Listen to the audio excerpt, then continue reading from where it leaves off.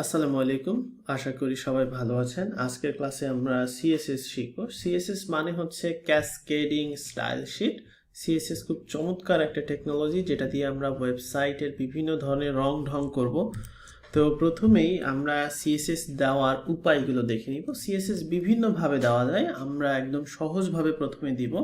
তো সেই জন্য আমরা ধরেন একটা হেডিং 1 ট্যাগ দিলাম, দিস ইজ হেডিং এই নামে।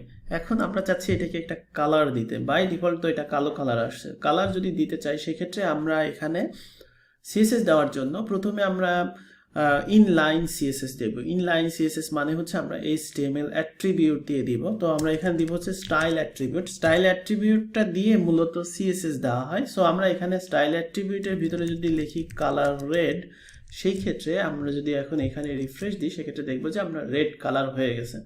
এইভাবে করে আপনি এখানে আরো অনেক কিছু সিএসএস দিতে পারেন। সেমিকোলন ব্যবহার করে আরো একটা প্রপার্টি আপনি অ্যাড করতে পারেন।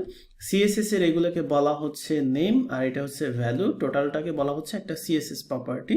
সো আমরা এখানে যদি একটা সেমিকোলন দেই এবং এখানে যদি আমরা এখন লিখি ফন্ট সাইজ 50 পিক্সেল, সেই ক্ষেত্রে পিএক্স মানে হচ্ছে পিক্সেল।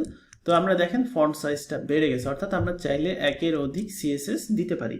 সো আমরা স্টাইল অ্যাট্রিবিউট ব্যবহার করে এর ভেতরে যা খুশি আমরা সিএসএস দিতে পারি। সিএসএস এর অনেকগুলো প্রপার্টি আছে যেগুলো আমরা আস্তে আস্তে একটা একটা করে জানবো। তো এখানে সিএসএসটা একটু কমপ্লেক্স লাগতে পারে HTML এর চাইতে, বাট এটা আপনার প্র্যাকটিস করতে করতে আস্তে আস্তে আপনি শিখতে পারবেন। সো আমরা জানলাম যে আমরা এইভাবে সিএসএস দিতে পারি। এছাড়াও আমরা আরও অনেকভাবে সিএসএস দিতে পারি। যেমন আমরা হচ্ছে একটা ট্যাগ নিতে পারি, সিএসএস ট্যাগ। সেটা হচ্ছে আমরা এখানে ধরেন লিখলাম স্টাইল, এবং স্টাইল দিয়ে আমরা এখানে সিএসএস লিখতে পারি। যেমন এখন স্টাইল দিয়ে যদি আমরা করি সেক্ষেত্রে আমরা তো বাই ডিফল্ট এইখানে ডিরেক্ট সিএসএস লিখে দিয়েছি। এখন আমরা বলছি যে হেডিং 1 এইটা, এখন দেখেন আমরা হেডিং 1 লিখে ট্যাগের নাম লিখলাম এবং এইখানে এখন আমরা সেকেন্ড ব্র্যাকেট দিয়ে আমরা এখানে দিতে পারি কালার রেড। সেক্ষেত্রে আমরা কি হবে, যত হেডিং 1 আমরা নিব সবগুলো কালার রেড হবে। এখন ধরেন এখানে আপনি যদি আরেকটা হেডিং 1 নেন, যেমন ধরেন H1 অ্যানাদার হেডিং। সো আমরা যদি এখন এখানে রিফ্রেশ দিই দেখবো যে আমরা এটাও লাল হয়ে গেছে, কারণ আমরা সবগুলো হেডিং 1কে একবারে সিলেক্ট করেছি স্টাইল ট্যাগ দিয়ে। এখন ধরেন আপনি চাচ্ছেন না যে আসলে সবগুলো সিলেক্ট হোক, সেই ক্ষেত্রে আপনি এটার একটা নাম দিবেন এবং এটার আরেকটা নাম দিবেন। তো সেক্ষেত্রে ধরেন আমি চাচ্ছি এটার কালার লাল হবে, সেক্ষেত্রে নাম দেওয়ার জন্য আমরা দুইটা পদ্ধতি ইউজ করতে পারি।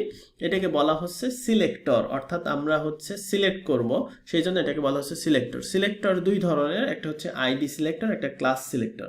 আইডি সিলেক্টরটা খুব কম ইউজ করতে হয়, এটা খুবই বেশি পাওয়ারফুল এই কারণে, সেই জন্য আমরা সবসময় ক্লাস সিলেক্টর ইউজ করব, কারণ পাওয়ারফুল জিনিস সবসময় ইউজ করা ঠিক না। সো আমরা ক্লাস ইউজ করব। ক্লাস হচ্ছে একটা অ্যাট্রিবিউট ক্লাস, এবং এখানে আমরা এটার নাম দিব। নাম দেওয়ার ক্ষেত্রে অবশ্যই খেয়াল রাখবেন নামটা যেন ছোট হাতের হয়, নামটা যেন কোনো স্পেস না থাকে, এবং এই নামটার হচ্ছে প্রথমে নাম্বার দিয়ে যেন শুরু না হয়। এই রুলসগুলো আপনাকে মেনে চলতে হবে। সো আমরা এটার নাম দিলাম হচ্ছে মাই হেডিং। খেয়াল করেন আমি মাই হেডিং দিছি কিন্তু ড্যাশ দিয়েছি, যাতে আমরা বুঝতে পারি যে এটা একটা 2 সংখ্যার মানে 2 ওয়ার্ডের হচ্ছে ক্লাস নেম। সো এখন আমরা এখানে বলে দিতে পারবো ক্লাসের জন্য ইউজ করতে হয় ডট, তারপর আমরা দিব হচ্ছে মাই হেডিং। সেক্ষেত্রে আমরা যদি এখন এখানে রিফ্রেশ দিই শুধুমাত্র এইটা লাল হচ্ছে, কারণ আমরা এইটাকে সিলেক্ট করেছি। একইভাবে আপনি যদি আইডি ইউজ করতে চান, যেমন ধরেন আইডি দিলাম হচ্ছে টেস্ট। এখন আইডির জন্য আমরা ইউজ করব হচ্ছে টেস্ট। টেস্ট ইউজ করে এখন যদি আমি এখানে দিই কালার গ্রিন, তাহলে দেখেন আমরা কিন্তু একবার এটাকে ক্লাস দিয়ে সিলেক্ট করছি, আবার আইডি দিয়ে সিলেক্ট করছি, তাহলে কোনটা আমার এখানে পাওয়ার কথা? অবশ্যই আইডি পাওয়ার কথা, কারণ হচ্ছে আইডি পাওয়ারফুল, অর্থাৎ যেটা পাওয়ারফুল সেটা হচ্ছে এখানে কাজ করবে। দেখেন এখানে কিন্তু গ্রিন হয়ে গেল, অর্থাৎ আমরা আসলে দেখলাম যে কিভাবে আমরা সিলেক্ট করে সিএসএস দিতে পারি। আচ্ছা, এখন আসেন একটু অ্যাডভান্স সিএসএস সিলেক্টর সম্পর্কে জানি। অর্থাৎ আমরা সিএসএস গুলো আসলে এইভাবে লিখবো না, আমরা সিএসএস গুলো লিখবো হচ্ছে একটা সিএসএস ফাইল দিয়ে। সো আমরা এখানে একটা ফোল্ডার করতে পারি সিএসএস গুলোর জন্য, অথবা ডিরেক্ট এখানে একটা সিএসএস ফাইলও তৈরি করতে পারি। সো আমরা একটা ফোল্ডার তৈরি করলে ভালো হয়। সো আমরা এখানে দিলাম সিএসএস নামের একটা ফোল্ডার, এবং এই সিএসএস এর ভেতরে দেখেন সিএসএস সিলেক্ট আছে, তার ভেতরে আমি একটা ফাইল তৈরি করব যেটার নাম হচ্ছে style.css। খেয়াল করেন এটার নাম অবশ্যই সিএসএস হইতে হবে। এখন এই সিএসএসটাকে আমরা এখন এইটার ফাইলের সাথে লিঙ্ক করাতে হবে। তো লিঙ্ক করানোর জন্য আমরা এখানে যাব হচ্ছে লিঙ্ক, তারপরে এখানে অ্যাট্রিবিউট দিয়ে সেইটাকে দিতে হবে, অর্থাৎ লিঙ্ক রিলেশন এখানে দিতে হবে স্টাইল শিট,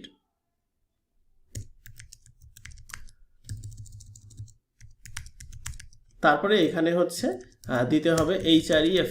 HREF মানে হচ্ছে হাইপার রেফারেন্স, অর্থাৎ এই ফাইলটা কোথায় আছে।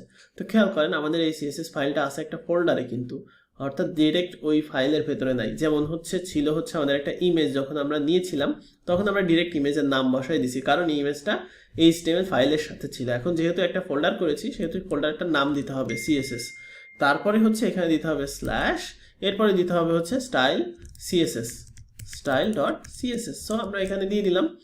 তো এখানে ক্লিক করলেও হবে। তো তাহলে এই CSSটা পেলো। এখন এই CSSটা যে আসলে পাইছে কিনা সেটা আমরা কিভাবে বুঝবো? সেক্ষেত্রে আমরা একটা কাজ করি, বডিতে আমরা একটা ব্যাকগ্রাউন্ড কালার দিই, ব্যাকগ্রাউন্ড কালার রেড, মানে বডির ব্যাকগ্রাউন্ড কালার রেড হবে। এখন এখানে কিন্তু অনেক সময় আপনি সেভ করতে ভুলে যাবেন। সো এখানে দেখেন ভুল হলে এখানে লাল চলে আসে, তার মানে এই ফাইলে একটা ভুল আছে এবং এই ফাইলটার এখানে ডট থাকার মানে হচ্ছে এটা সেভ হয় নাই। সো আমি এখন এখানে যদি এখন সেভ করি সেক্ষেত্রে এই ফাইলটা সেভ হয়ে গেছে। এখন যদি আমরা এখানে যাই, যদি লাল দেখি তাহলে আমরা বুঝবো যে আমাদের CSSটা পাইছে। সো এখন আমরা এই ফাইলে কোডিং করতে পারি CSS। আপনি চাইলে দুইটা পাশাপাশিও কোড করতে পারেন। এই যে এখানে দেখবেন একটা উইন্ডো আছে, এখানে ক্লিক করলে এই ফাইলটা এখানে আসছে। আমি যদি টান দিয়ে এখানে নিয়ে আসি, এখানে চলে আসলো, অর্থাৎ আমরা এই পাশে HTML রাখলাম, এই পাশে CSS রাখলাম। চাইলে আমরা এইভাবেও কোড করতে পারি। তাহলে আমরা এখন মাই হেডিং CSS দিয়ে দেখি কাজ করে কিনা। সো আমরা এখানে দিব মাই হেডিং, এখানে দিলাম কালার, আমি ইয়েলো দেই, ইয়েলো।